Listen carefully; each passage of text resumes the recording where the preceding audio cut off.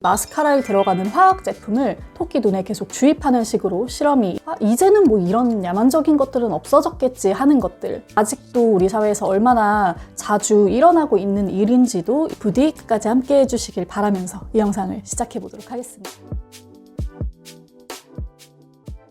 안녕하세요, 공복이 여러분, 공백입니다. 모두 잘 지내고 계셨나요? 제가 보통 여러분들께 인사드릴 때나 메일 주고받을 때 잘 덧붙이는 인사가 행복하세요, 편안하세요, 잘 지내세요 이런 말들인데요. 이 말들 여러분도 많이 쓰시죠? 왜 특히 직장인분들 메일 끝에 이런 말 진짜 많이 쓰잖아요. 자, 그런데 오늘은 안부를 묻는 이 말들을 좀 다른 방향에서 생각해 보려고 합니다. 잘 지내시나요? 라는 안부, 행복하세요? 편안하세요? 라는 안부. 오늘은 이 안부들을 동물들에게 돌려줘 보려고 해요.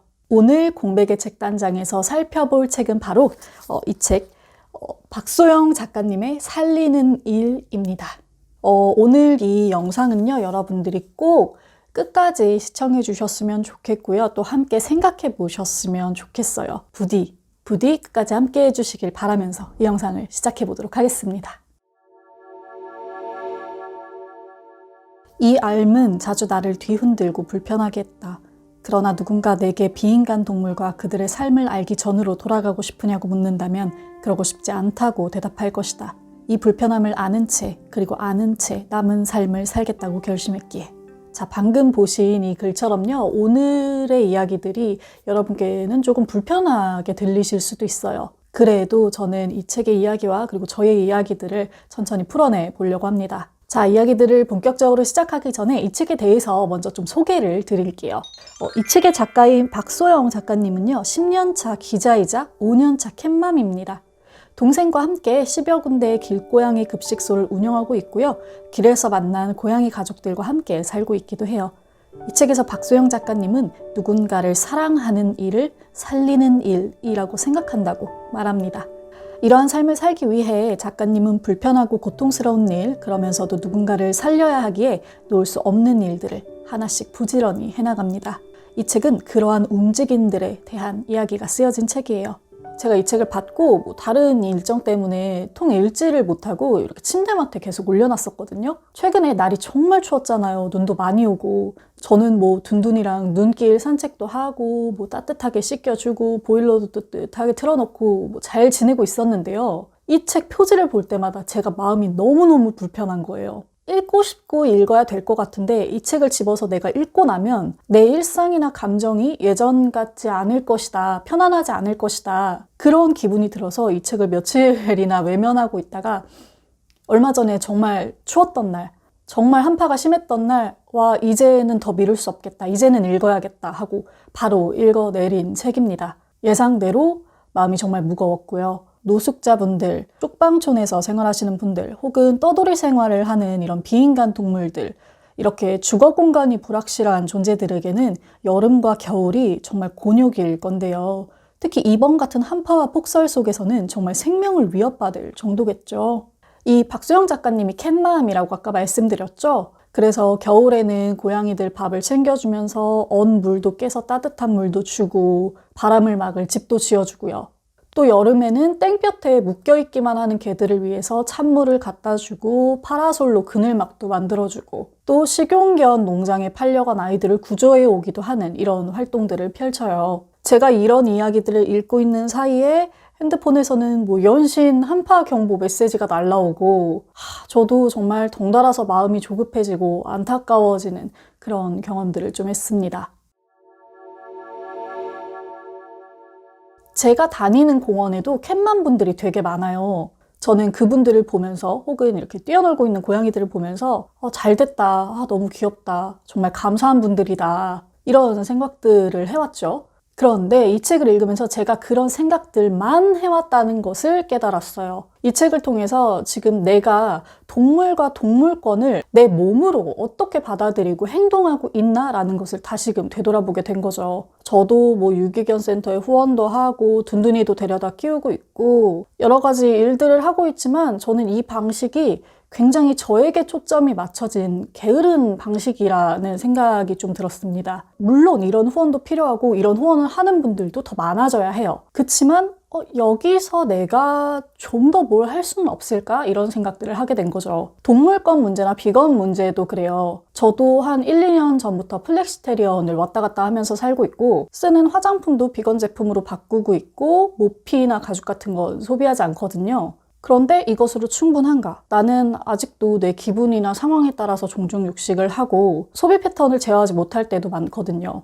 이런 생각은 내가 비건으로서 완벽해지겠어, 이런 생각은 결코 아닙니다. 애초에 완벽한 비건이라는 게 없고 사람은 태어난 이상 다른 존재에게 빚을 지면서 살고 있는 존재니까요. 다만 지금 이 자리에서 내가 조금 더 할 수 있는 것들을 생각하게 됐다는 거죠.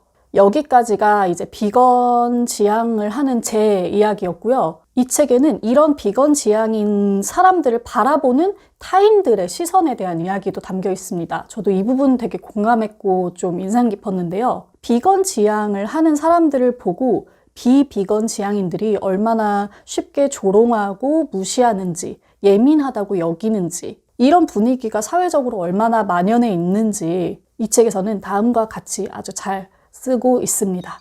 친구의 말을 듣는 순간 온몸에 기운이 쭉 빠졌다. 비건이어서 피해를 입은 것에 대해 항의하면 그것이 고스란히 비건에 대한 부정적인 인식으로 돌아오는 사회.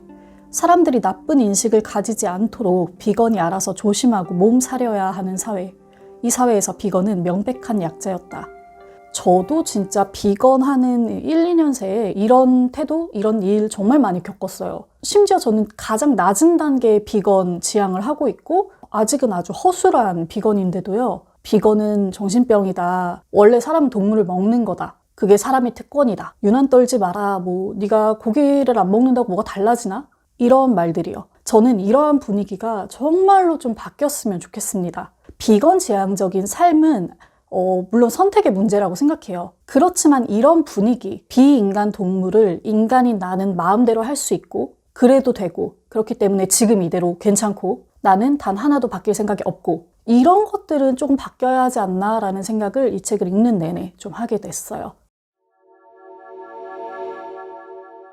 이 책을 보면서 새롭게 생각하게 된 것들은 이뿐만이 아닙니다. 여러분, 로드킬이라는 단어 많이 들어보셨죠? 동물들이 길에서 죽음을 당하게 되면 로드킬이라고 부르잖아요. 이 박소영 작가님은 로드킬이라는 말에도 의문을 느껴요. 이 로드킬이라는 단어에는 누가 죽었는지, 누가 죽였는지, 왜 죽게 되었는지가 생략되어 있다는 거죠. 동물과 관련된 단어들 중에는 이렇게 동물의 존재를 지우거나 의문스럽게 넘겨버리는 단어가 많아요. 또는 대단히 부정적으로 동물을 이용하고 있는 말들도 있죠. 흔히 우리가 알고 있는 복날의 개처럼 팬다, 도살장에 끌려가는 소 같다, 이런 말들. 동물과 관련된 말들은요, 주로 이렇게 부정적이고 비하의 의미로 사용이 됩니다. 작가님은 동물들만큼이나 이 동물과 관련된 어휘들도 더 해방시키고 싶어 해요.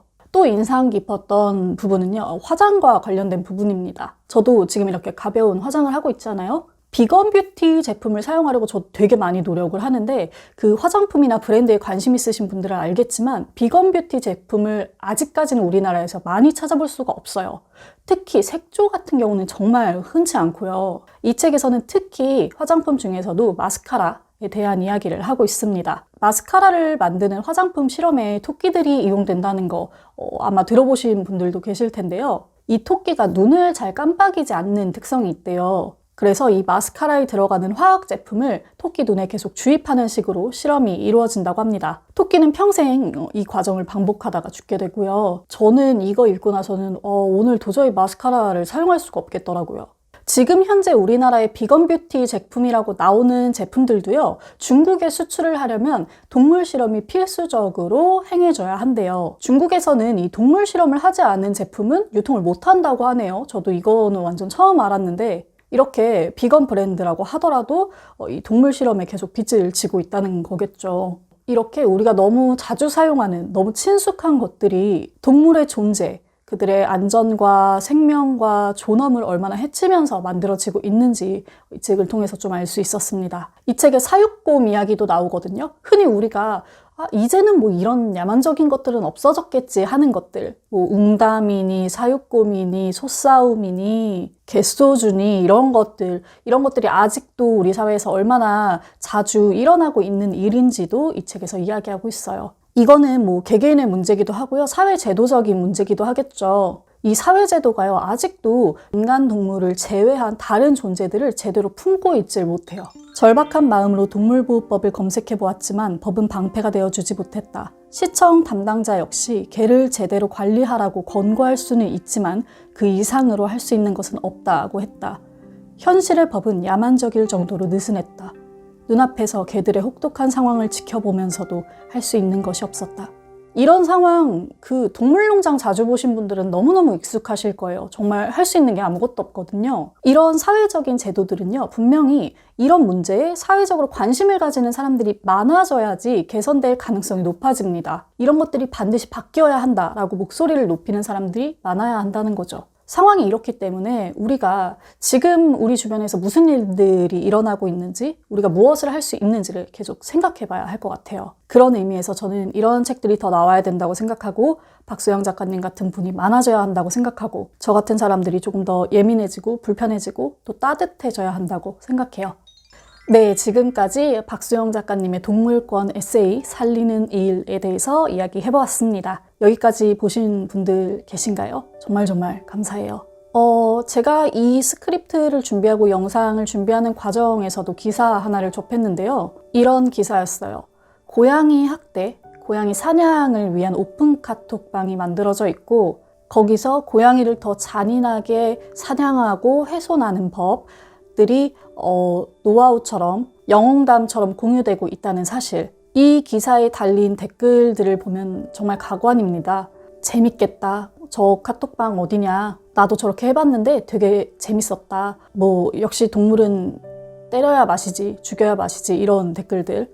이런 댓글들을 보면 정말 힘이 빠지고, 정말 소위 인류애가 사라진다는 말 있죠? 그런 느낌이 들 때도 있어요. 글쎄요, 세상 모든 사람들이 동물권을 위해서 막 전진해 나가면서 싸울 수는 없어도 그냥 정상 범주, 일반적인 범죄에 드는 것조차 그렇게 힘든 일인가? 요원한 일인가? 이런 생각이 들면서 아무튼 너무 좀 씁쓸한 날들을 보냈습니다.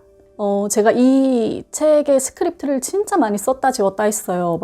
격양된 부분을 삭제하기도 하고, 너무 많은 말을 써서 또 삭제하기도 하고, 이럴 거면 라이브라도 켜야 되나 그런 생각도 하고, 그만큼 제가 이 책에 대해서 진심이었다는 거, 그리고 여러분께 전해드리고 싶은 말들이 많았다는 것을 여러분들이 알아주시면 좋을 것 같아요. 자, 제가 오늘 여러분들의 마음을 조금 불편하게 해드렸죠. 그래도 여기까지 영상을 시청해 주신 분들은 자신의 일상에서 조금이라도 무언가를 바꾸고 싶어 하시는 분들이 아닐까, 저의 마음에 공감해 주시는 분들이 아닐까 하는 생각이 들어서 너무너무 감사하다는 생각이 듭니다. 너무너무 감사드리고요. 지금까지 박수영 작가님의 살리는 일에 대해서 이야기해 보았습니다. 저는 다음번에 또 좋은 책 들고 돌아올게요.